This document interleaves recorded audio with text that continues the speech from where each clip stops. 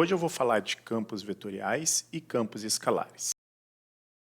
Vamos começar pelos campos escalares, que são um pouco mais simples. Os campos escalares são funções que estão definidas numa região do espaço tridimensional ou bidimensional, se for o caso, e produzem um número real. Por exemplo, a temperatura em função da posição, ou a pressão em função da posição. Tanto a pressão como a temperatura são grandezas escalares e por isso podem ser escritas como uma variável z, que é um escalar, um número real, como uma função de x, y e z, onde x, y e z são as coordenadas no espaço tridimensional.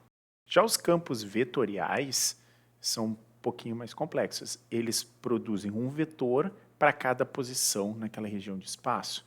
Por exemplo, o vetor velocidade, o vetor campo magnético, o vetor campo elétrico. Toda vez que a gente tem uma função que está definida em cada um dos pontos de uma região do espaço tridimensional, ou bidimensional se for o caso, e produz um vetor. Então, nos campos escalares, a imagem é unidimensional, a imagem é um escalar, e o domínio é tridimensional ou bidimensional se a gente estiver trabalhando com campos bidimensionais. Já nos campos vetoriais, tanto a imagem como o domínio são vetores. O foco desse vídeo é discutir o operador del, que é um operador diferencial que produz diversos operadores do cálculo vetorial.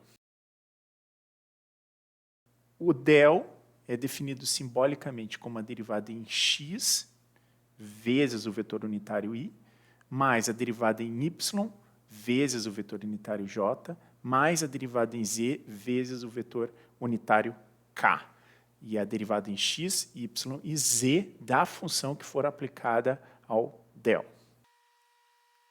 Vejamos como surge o gradiente nesse contexto. Então, seja uma função f de x, y, z, que representa, portanto, um campo escalar, vamos aplicar essa função f ao del.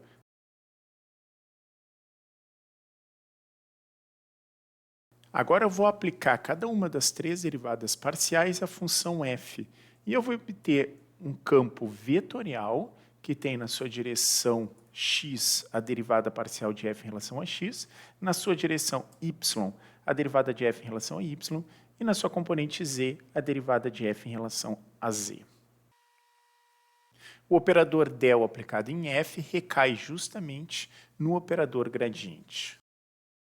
Vamos ver um exemplo. f de x, y, z igual a x vezes y vezes z. Essa é uma função bastante simples, vai ser fácil de calcular as derivadas parciais. A parcial de f em relação a x é yz, a parcial de f em relação a y é xz e a parcial de f em relação a z é xy. Então, eis o nosso gradiente de f. Vamos construir agora o divergente. O divergente é um operador diferencial que leva campos vetoriais em campos escalares.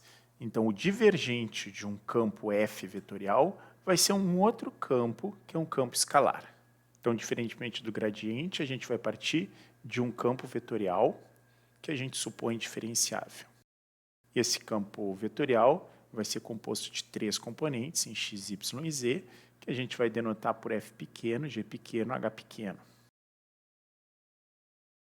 O divergente vai ser denotado como del ponto f. Aquele ponto é o mesmo ponto do produto escalar. Ele não é um produto escalar, porque ele não se trata da multiplicação de dois vetores, mas ele é um mnemônico para a gente lembrar da definição. Da mesma forma como no produto escalar a gente soma o produto das componentes, no divergente, a gente soma a aplicação do operador diferencial à função.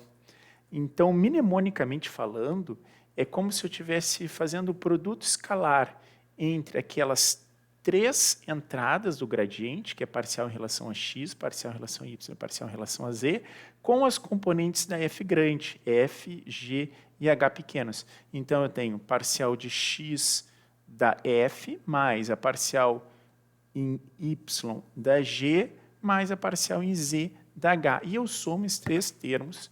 É realmente muito parecido do ponto de vista simbólico com o produto escalar, mas não é um produto escalar, tanto que essa operação não é comutativa.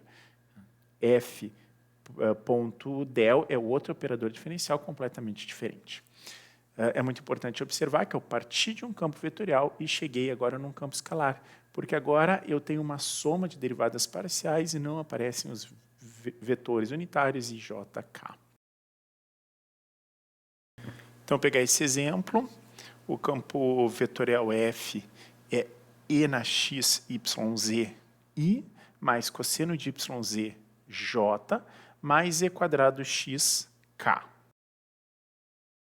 Então, olhando para a fórmula do divergente, a gente vai ter que ter a parcial em relação a x da primeira componente, a parcial em relação a y da segunda componente e a parcial em relação a z da terceira componente. E depois a gente vai somar esses três termos. Então, o divergente de f vai ser e na x, yz, porque é a derivada em relação a x de e na x, yz, mais... Então, o divergente de f vai ser e na x, yz, porque é a derivada em relação a x da primeira componente, mais menos seno de yz, porque é derivada em relação a y da segunda componente, mais 2zx, que é a derivada em relação a z da terceira componente.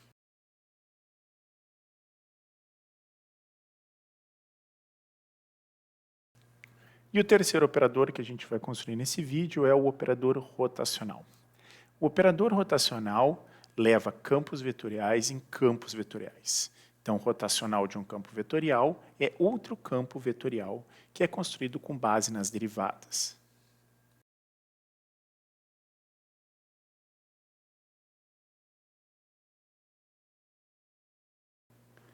O rotacional de f é denotado como del produto vetorial f. Não se trata, de novo, de um produto vetorial, mas simbolicamente é muito parecido.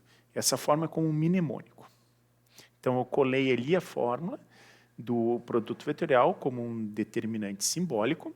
Então, a gente vê na primeira linha as três componentes, i, j, k, como se realmente fosse um produto vetorial.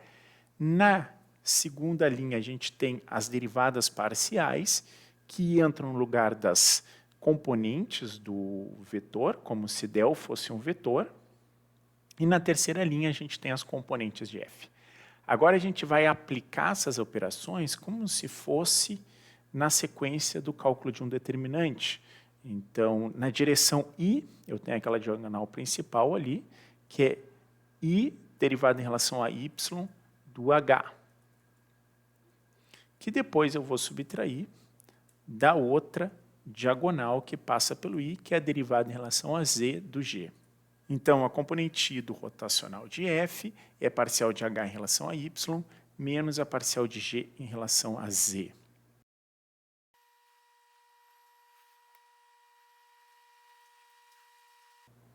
De forma análoga, a segunda componente do rotacional de f é a parcial de f pequeno em relação a z, menos a parcial de h em relação a x. E, finalmente, a terceira componente do vetoral de f vai ser a derivada de g em relação a x, menos a derivada de f em relação a y. Vamos trabalhar com o exemplo de f igual a xyi mais y e na xj mais xyzk. E vamos calcular o rotacional desse campo vetorial f. Colocando de novo na forma do determinante, eu vou simplesmente substituir os campos pelos campos do nosso exemplo. Então, onde tem f de xyz, eu vou botar a componente f, que é xy. Onde tem g, eu vou botar y e na x. E onde tem h, eu vou botar a nossa h de exemplos, que é xyz. Então, a primeira componente é zx menos 0, que vem da diagonal principal que passa pelo i, e depois da outra diagonal, que vai do i, e pega a derivada em z de y e na x, portanto 0. Depois, de forma análoga, eu tenho as outras duas componentes, 0 menos yz, e a terceira componente, y e na x menos x. E esse é o campo vetorial que representa o rotacional do campo f.